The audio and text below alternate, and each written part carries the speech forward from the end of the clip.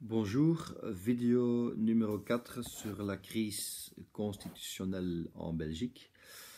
On était arrivé au résultat d'élection communale 2018 et on s'est concentré sur la NVA.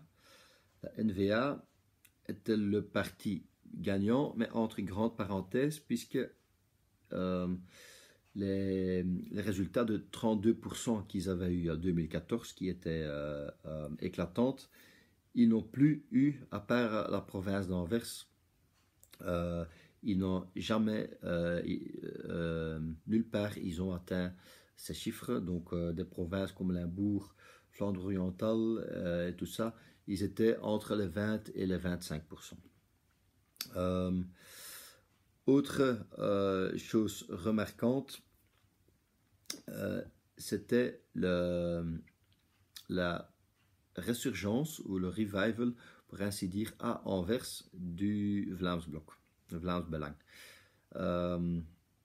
Parti néofasciste extrême droite, enfin, d'origine parti flamingante, mais puis les dernières décennies, on peut et surtout avec De Winter, le programme de 70 points et tout ça, parti néofasciste, qui était très fort des années 90, 1990, mais en 2014, ils étaient à peine au-dessus de 5%.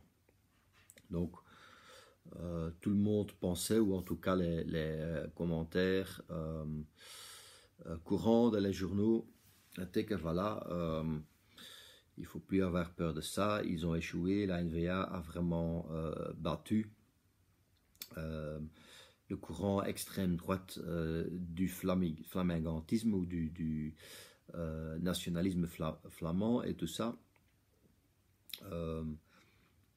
Rien n'était plus vrai. En 2018,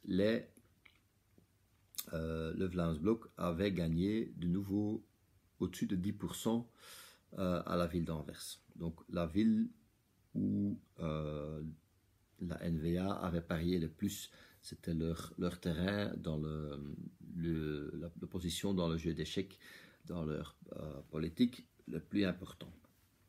Et on pouvait estimer qu'il y avait beaucoup de votes qui auparavant étaient pour la NVA, qui les ont perdus au Vlaams Blok même.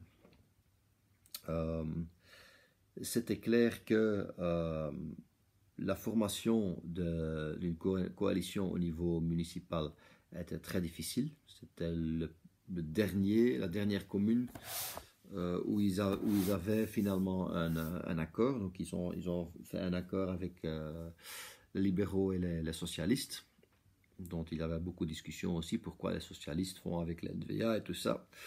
Donc c'était pas une grande victoire. Et du coup, déjà les mois avant, mais surtout après, ils ont adapté leur discours vers le discours du Vlaams Belang. Donc, ils se sont profilés encore plus racistes, xénophobes et tout ça, avec l'espoir de regagner les votes qu'ils ont eu. Et c'est ça qui a finalement mené vers leur manœuvre de dire non au pacte migration.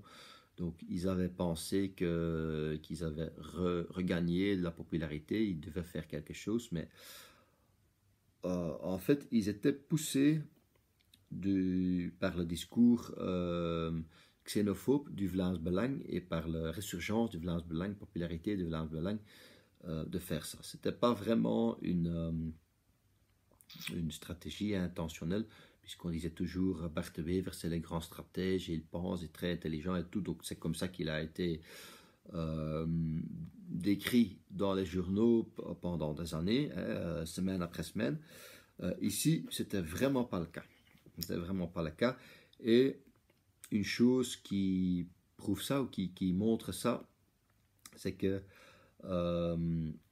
après qu'ils ont quitté le gouvernement, ils ont encore demandé, presque mendié à Michel ces derniers jours, fin décembre, pour une réconciliation, à condition que Michel et les autres partis voudraient parler sur article 195 de la Constitution belge, donc article 195 qui